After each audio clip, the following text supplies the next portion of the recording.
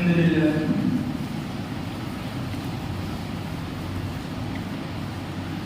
لله نحمده ونستعينه ونستغفره ونؤمن به ونتوكل عليه ونعوذ بالله من شرور انفسنا ومن سيئات اعمالنا من يهده الله فلا مضل له ومن يضلل فلا هادي له ونشهد ان لا اله الا الله وحده لا شريك له ونشهد ان سيدنا ومولانا محمدا عبده ورسوله ارسله بالحق بشيرا ونذيرا وداعيا الى الله باذنه وسراجا منيرا صلى الله عليه وعلى اله وصحبه واتباعه وبارك وسلم تسليما كثيرا اما بعد فقد قال الله تبارك وتعالى اعوذ بالله من الشيطان الرجيم بسم الله الرحمن الرحيم لقد جاءكم رسول من انفسكم عزيز عليه ما عنتم حريص عليكم بالمؤمنين رؤوف رحيم صدق الله مولانا العظيم وصدق رسوله النبي الكريم ونحن على ذلك من الشاهدين والشاكرين والحمد لله رب العالمين. میرے محترم بزرگوں، نوجوان دوستوں،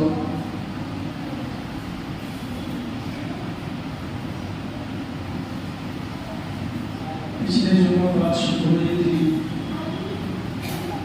کہ یہ ربیع الاول کا مبارک مہینہ چل رہا ہے، یہ بہت ہی برکت والا رحمت والا مہینہ ہے، اور اس مہینے میں رسول اللہ صلی اللہ علیہ وآلہ وسلم دنیا میں تشریف لائے.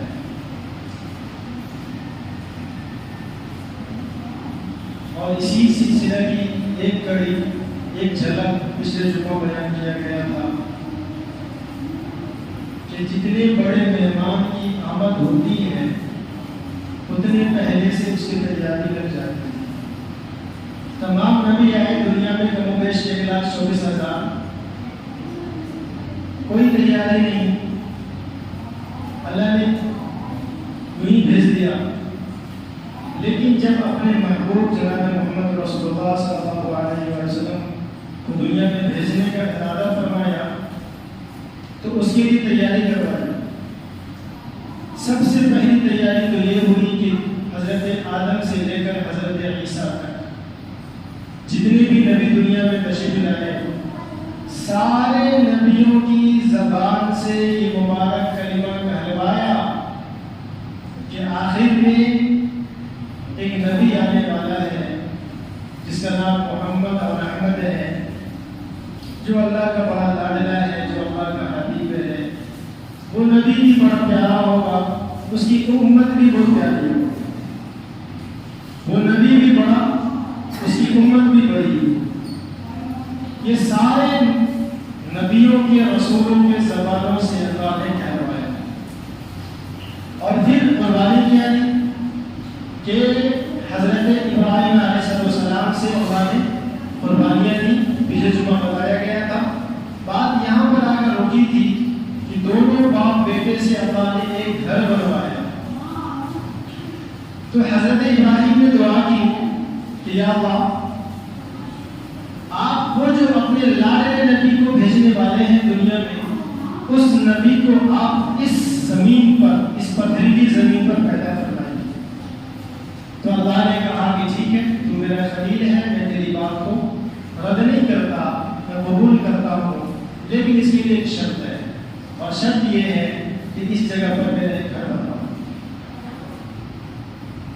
تو حضرت ابراہیم اور اسماعیل علیہ السلام نے خانہ کعبہ کی تعمیر کی. تو جس وقت تعمیر ہو رہی تھی اس وقت وہ ابراہیم علیہ السلام یہ سوچ رہے تھے کہ اس بیابان جنگل میں جہاں چھوٹی سی آبادی ہے، جہاں کون آئے گا حج کرنے کے لیے، کون آئے گا طواف کرنے کے لیے. تو اللہ نے ان سے ایک آواز لگوائی. اور آواز کیا لگوائی؟ ابراہیم، تم لوگوں کو وَأَذِّن فِي النَّاسِ بِالْحَجِّ يَأْتُوكَ رِجَالًا، ابراہیم کو آواز لگاؤ حج اس جگہ پر کون آئے اور میری آواز کہاں تک جائے گی؟ اللہ نے کہا کہ آواز لگانا تمہاری ذمہ داری، تمہاری آواز کو لوگوں تک پہنچانا میری ذمہ داری۔ تو علماء نے لکھا ہے کتابوں کے اندر میں کہ اس وقت جب ابراہیم علیہ السلام نے آواز لگائی، لوگوں کو حج کے لیے بلایا، تو اب لکھا ہے کتابوں کے اندر میں کہ حج وہی آدمی کرتا ہے، حج وہی آدمی کرتا ہے جس نے حضرت ابراہیم علیہ السلام کی آواز پر لبیک کہا تھا، اور جس نے جتنی مرتبہ لبیک کہا تھا وہ اتنی مرتبہ حج کرتا ہے۔ علماء نے کتابوں میں لکھا ہے کہ حضرت ابراہیم نے آواز لگائی، لوگوں کو حج کے لیے بلایا، تو اس وقت میں لوگ بعد کے آنے والے جتنے لوگ تھے وہ تو موجود نہیں تھے، ہم تو آپ پیدا ہوئے، ہمارے بچے تو آپ پیدا ہوئے، ان کے بچے بہت بعد میں پتہ نہیں کب پیدا ہوں گے، اور آواز ہزاروں سال پہلے لگائی گئی، وہ بھی بیابان جنگل میں۔ تو فرمایا کہ تم دنیا میں تو موجود نہیں تھے، تمہاری روح تو موجود تھی، تو اس وقت جتنی روحیں عالم ارواح کے اندر میں موجود تھی، اور ان تمام روحوں میں سے جس روح نے لبیک کہا تھا حضرت ابراہیم کی آواز پر بلانے پر، ہر وہ روح جا کے حج کرے گی، ہر وہ انسان حج کرنے جائے گا اور خانہ کعبہ کا طواف کرے گا۔ تو کسی نے اگر ایک مرتبہ لبیک کہا تھا تو وہ ایک مرتبہ حج کرے گا، 2 مرتبہ کہا تو 2 مرتبہ، 3 مرتبہ کہا تو 3 مرتبہ۔ بعض لوگ تو ایسے ہیں جو 10 مرتبہ حج کر رہے ہیں، اور بعض لوگ تو ایسے ہیں جو جب سے بالغ ہوئے تب سے بڑھاپے تک ہر سال حج کر رہے ہیں۔ وہ کتنی مرتبہ لبیک کہے ہوں گے، کتنے خوش نصیب لوگ ہوں گے جنہوں نے حضرت ابراہیم علیہ السلام کی آواز پر لبیک کہا تھا۔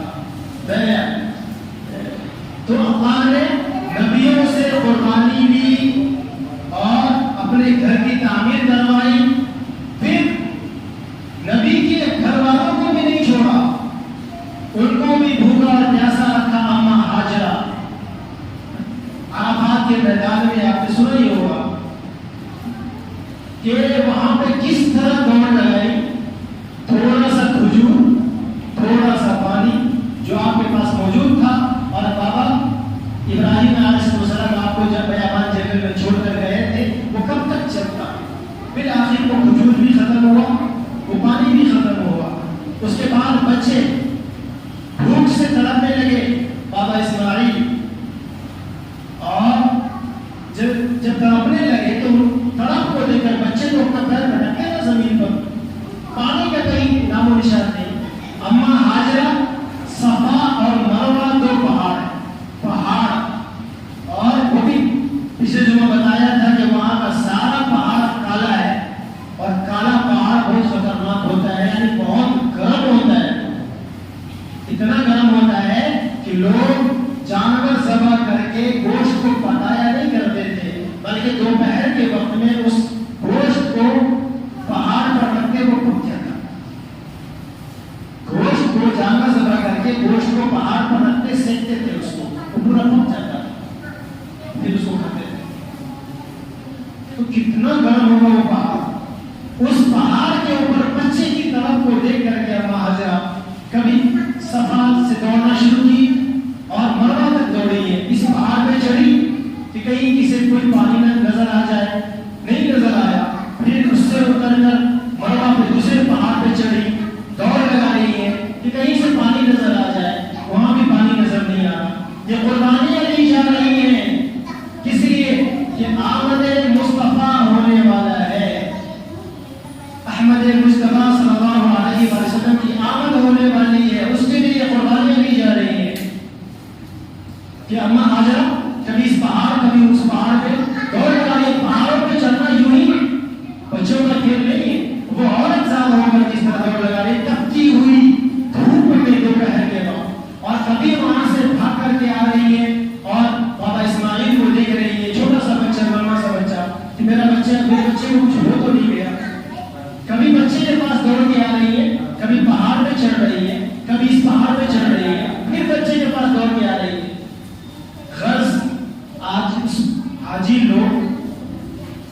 ماں کے اوپر دوڑ لگاتے ہیں، یہ اماں حاجرہ کی یاد میں دوڑ لگا۔ کچھ وقت گزرا، اس کے بعد اسماعیل علیہ السلام کے ایڑی رگڑنے کی وجہ سے اللہ تعالیٰ نے ایک مبارک پانی ان کے پیر کے نیچے سے نکالا، جس کو آب زمزم کہتے ہیں۔ کیوں کہتے ہیں آب زمزم؟ آب زمزم کیوں کہتے ہیں؟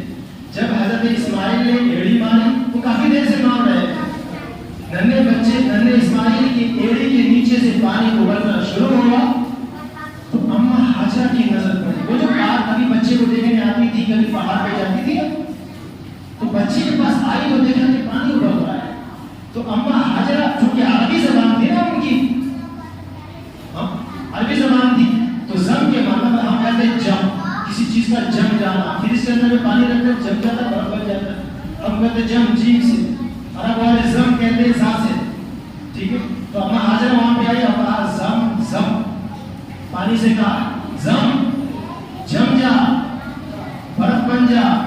ایک عورت کی آواز، بچے کی ایڑی کے نیچے سے پانی نکلا، پانی کا فوارہ، اور اماں حاجرہ حکم دے رہی ہے پانی کو کہ جم، پیر مت دیا وہاں پہ جم۔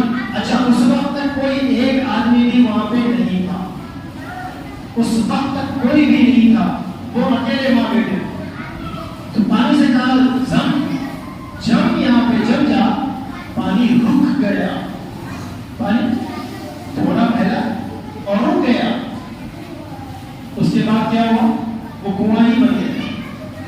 تو ایک ایسا پانی، ایک ایسا مبارک گھر ہمارے نبی کی آمد کے لیے، ایک ایسا شہر چنا گیا جس کو نبی نے بسایا۔ کیسے بسا بھی بتا کہ جب پانی جمع کنواں بن گیا تو اماں حاجرہ بچے کو لے کر بیٹھ گئی کنویں میں۔ کچھ دن کے بعد ادھر سے قافلہ گزرا، قافلہ سمجھتے ہیں؟ کچھ لوگ پہلے سفر کرتے تھے تو ٹولی بنا کے سفر کرتے ہیں، تاکہ اکیلے جائیں گے دو آدمی سے جائیں گے، لوٹے کے لوٹ لیں گے بھائی، تو قافلہ بنا کے جاتے تھے نا لوگ۔ تو ایک قافلہ گزرا ادھر سے، تو پہلے تو ہماری زمین اور تیری زمین نہیں ہوتا تھا، ساری زمین خالی تھی، جس کو جہاں من چاہ رہ گیا ہو۔ آج تو ایک بارش زمین پر بھائی کا خون بہا دیتا ہے۔ تو وہاں پہ کیا ہوا؟ قافلہ والے نے دیکھا کنواں، تو کنواں دیکھ کر کے بولو بہت زیادہ خوش ہو گئے، بہت زیادہ لوگوں نے وہاں سے پانی پیا، پکڑاؤ ڈالا۔ پھر خیال آیا لوگوں کو کہ کیوں نہ ہم اسی جگہ پر ایک محلہ بساتے ہیں، یہی اپنا گاؤں پر، اسی کو اپنا گاؤں بنا لیں، کیوں نہ بنا لیں؟ تو چونکہ اماں حاجرہ وہاں موجود تھی اور بابا اسماعیل بچے گود میں، اور دیکھا اور کوئی بھی نہیں ہے یہاں، تو جو قافلے کا سردار تھا وہ آیا اور کہنے لگا کہ آپ اگر اجازت دیں تو ہم بھی یہی رہنا چاہتے ہیں، اس کو گاؤں بنانا چاہتے ہیں۔ تو اماں حاجرہ نے ایک شرط لگائی، ٹھیک ہے تم اس کو گاؤں بنا لو، مگر پانی پر قبضہ ہمارا ہے۔ اور وجہ بھی تھا، صحیح بھی تھا وہ، کہ انہی کی مشقت، انہی کی طرف کی وجہ سے اللہ نے کنواں وہاں پہ کھولا تھا۔ تو کہنے لگے کہ اس پر قبضہ ہمارا رہے گا۔ تو لوگوں نے کہا کوئی بات نہیں، قبضہ پانی پر آپ کا رہے گا، ہم تو بس آپ کے طوفان، یہ پانی ہم کو مل گیا، ہم تو پانی دے کر یہاں بستی بسا رہے ہیں، ٹھیک ہے پھر رہو۔ کچھ دن کے بعد حضرت ابراہیم علیہ السلام تشریف لائے واپس۔ جب واپس آئے تو دیکھا کہ ایک بستی بس گئی ہے یہاں پہ، تو ساری کہانی اماں حاجرہ نے سنایا۔ تو اس نبی کی، یعنی ہمارے نبی جناب محمد رسول اللہ صلی اللہ علیہ وسلم کی آمد کے لیے اللہ نے سب سے پہلے کیا کروایا؟ کنواں کھلوایا، اور ایسا پانی اس جگہ سے نکلوایا۔ سب سے پہلے قربانی کی اماں حاجرہ اور حضرت ابراہیم سے، حضرت اسماعیل سے، تینوں باپ بیٹے سے، ماں بیٹے سے قربانی لی اللہ نے۔ پھر پانی نکالا، ایسا مبارک پانی کہ قیامت تک کا آنے والا انسان، چاہے وہ مسلمان ہو یا غیر مسلم ہو، جو بھی ہو، جو اس پانی کو جس نیت سے پیے گا اللہ تعالیٰ اس کی نیت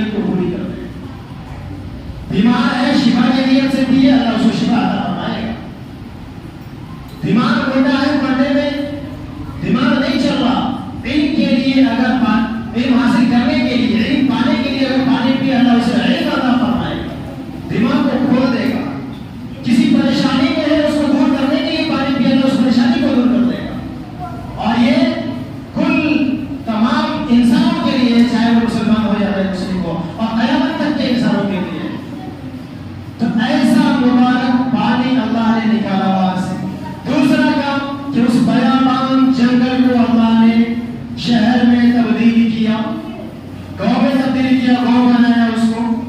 گاؤں بنانے کے بعد پھر اپنا سب سے مبارک گھر بنوایا کہ جس سے مبارک، جس سے بڑا، جس سے اچھا، جس سے خوبصورت، جس سے مبارک دوسرا کوئی گھر ہے ہی نہیں زمین کے اوپر. کوئی گھر نہیں ہے. خانہ کعبہ وہ چیز ہے، لکھا ہے حدیثوں کے اندر میں کہ جب پہلی نظر خانہ کعبہ پر پڑے، آب زمزم پیے شفا ملے، آب زمزم پیے علم ملے، آب زمزم پیے ہدایت مل جائے، آب زمزم پیے آسانی، پریشانی آسانی میں بدل جائے. خانہ کعبہ کو پہلی نظر جس نے دیکھا اور جو دعا مانگی وہ دعا قبول ہو کر رہے گی، چاہے دنیا رہے نہ رہے. اس دعا کے قبول ہونے میں کوئی شک نہیں ہے. پہلی نظر خانہ کعبہ پر پڑی اور جو دعا نکل گئی زبان سے، جو دعا مانگ لیا، اس دعا کو قبول ہونا ہے. نہیں ہونے کا سوال ہی پیدا نہیں ہوتا.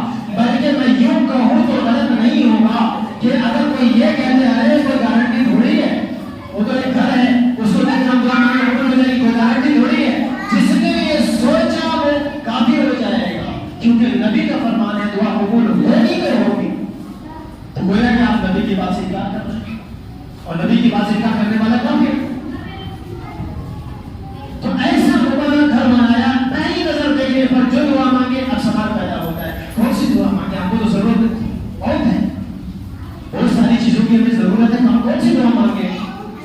تو حضرت امام اعظم ابو حنیفہ رحمۃ اللہ علیہ، جن کی ہم سب تقلید کرتے ہیں، جن کو اپنا امام مانتے ہیں، اور وہ حنفی کہلاتے ہیں، جن کو اپنا امام مانتے ہیں، ان سے کسی نے پوچھا کہ آپ یہ بتائیں، حدیث میں تو آتا ہے کہ خانہ کعبہ پر جب پہلی نظر پڑے تو جو دعا مانگی جائے وہ قبول ہوتی، ہم کون سی دعا مانگیں؟ ضرورتیں تو ہزاروں ہیں، کس چیز کون سی چیز مانگے؟ بڑا پیارا جواب. ہمارے عالم بھی عالم ہوتے ہیں، عالم ہوتے ہیں. یہ عالم سے یاد آیا، بہرحال یہ بات آخری میں انشاءاللہ. عالم ہوتے ہیں. کیا جواب، کتنا خوبصورت جواب دیا ہے.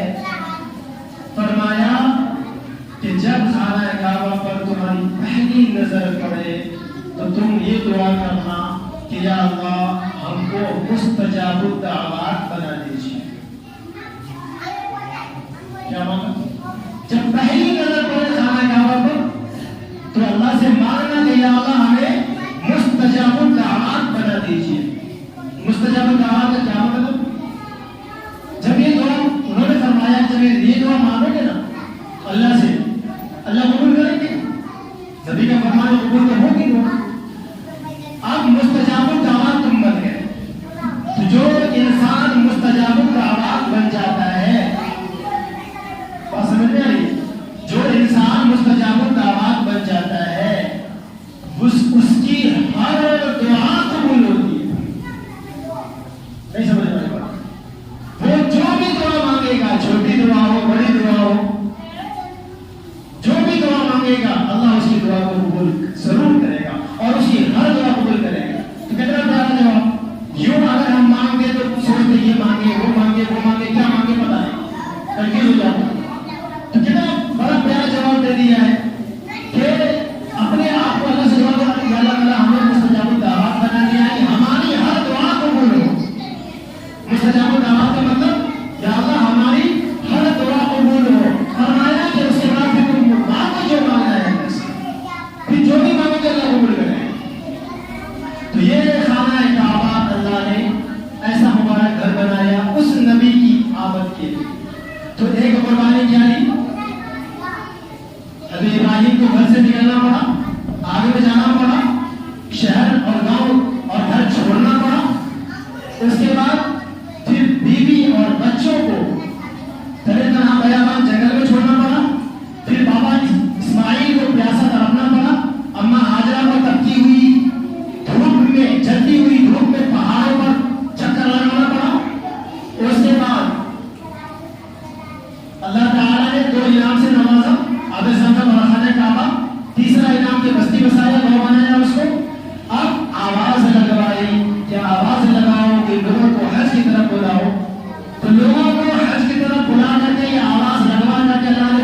السلام کیا فرمایا کہ اس گاؤں کو اللہ نے شہر میں تبدیل کر دیا، اس کو شہر بنا دیا. جو جہاں میلہ ٹھیلا لگتا ہے، لوگ آتے ہیں، ضرورت کی چیزیں ملتی ہیں، وہ تو شہر ہوتا ہے نا، گاؤں تھوڑی ہوتا ہے. اللہ نے اسے شہر بنایا. اب آمد کا وقت قریب کہ رسول اللہ صلی اللہ علیہ وآلہ وسلم تشریف لانے والے ہیں. اللہ کے نبی تشریف لانے والے ہیں. اب کیا ہوا؟ عرب کا اس شہر کا اب سب سے نامور، سب سے مشہور، سب سے طاقتور کوئی سردار تھا، کوئی اعلیٰ خاندان تھا، جو وہ تھا قریش اور ہاشمی. بہت بڑی آبادی بن چکی تھی وہ، تو وہ ہاشمی اور قریش خاندان تھا، سب سے اعلیٰ اور افضل. اور وہاں کے سب سے بڑے سردار اگر کوئی تھے، بہت سارے سردار تھے، بہت سارے سردار، ان میں جو سب سے بڑے سردار تھے وہ حضرت عبد المطلب، یعنی رسول اللہ صلی اللہ علیہ وآلہ وسلم کے دادا. اللہ تعالیٰ نے سب کچھ اعلیٰ چنا، سب کچھ اعلیٰ. اور جب دنیا میں آنے کی باری تھی تو خاندان بھی سب سے اعلیٰ چنا، سب سے اعلیٰ اور اعلیٰ چنا، سب سے اشرف، سب سے عزت والا، سب سے بڑے سخی خاندان کو اللہ نے چنا کہ میرا نبی آئے گا تو دنیا میں سب سے اعلیٰ خاندان میں آئے گا، سب سے افضل خاندان میں آئے گا، گھٹیا خاندان میں نہیں آئے گا. تو سب سے اعلیٰ خاندان کو چنا. اور وہ کون تھے؟ حضرت عبد المطلب کا. پھر یہاں سے آگے کیا باتیں چلی ہیں انشاءاللہ جو بتایا جائے گا. ابھی آخر میں تمامی مسلمانوں سے ایک اہم گزارش یہ ہے کہ ملک کے حالات بہت دن بدن خراب ہوتے جا رہے ہیں، اور ملک کے حالات جتنے خراب ہو رہے ہیں، افسوس نہیں بلکہ 100 بار اس بات پر افسوس کیا جائے، سب افسوس کہ ہمارے دینی حالات بھی اتنے ہی زیادہ خراب ہوتے جا رہے ہیں. ملک کے حالات جتنے خراب ہو رہے ہیں، ہمارے دینی حالات بھی اتنے ہی خراب ہوتے جا رہے ہیں. ایسا معلوم ہوتا ہے، ایسا محسوس ہوتا ہے جیسے اس دنیا کے اندر ہم ہمیشہ رہنے کے لیے آئے ہیں، جانے کے لیے نہیں آئے. موت نام کی کوئی چیز نہیں ہے، آخرت نام کی کوئی چیز نہیں ہے، قبر، حشر، جنت، دوزخ کچھ نہیں ہے. ہم سے سوال جواب کچھ نہیں ہونے والا ہے، ہم ہمیشہ یہی رہیں گے. ایسا محسوس ہوتا ہے ہمارے کلچر کو دیکھ کر، ہماری زندگی کو دیکھ کر، ہمارے رہنے اور سہنے کے انداز کو دیکھ کر، ہماری سوچ و فکر کو دیکھ کر. میرے بھائیوں، بارہا ہمارے علماء ہم کو اور آپ کو جگاتے رہے ہیں اس بات پر کہ جب وہ نبی آتے تھے وہ لوگوں کو جگاتے تھے. ہمارے نبی کے آنے کے بعد پھر یہ ذمہ داری علماء کی بن گئی، وہ لوگوں کو جگاتے رہے اور آج بھی جگا رہے ہیں. اور یہ بارہا کہہ رہے ہیں کہ اگر نہیں جاگے مسلمان تو اس ملک کو اسپین بننے میں کوئی ذرا بھی وقت نہیں لگے گا. اور پھر بھی آپ دیکھ رہے ہیں مسلمانوں کے کان پر جھوٹ تک نہیں رہ رہی ہے. بلکہ حالت میں بتاؤ، کوئی بھی قوم چلتی ہے اپنے سردار سے، قوم کا سردار ختم ہو گیا، قوم ختم ہو جائے گی. مانتے نہیں مانتے اس بات کو؟ قوم کا سردار، قوم کا رہبر اگر ختم ہو گیا تو پھر وہ قوم بھی ختم ہو جائے گی.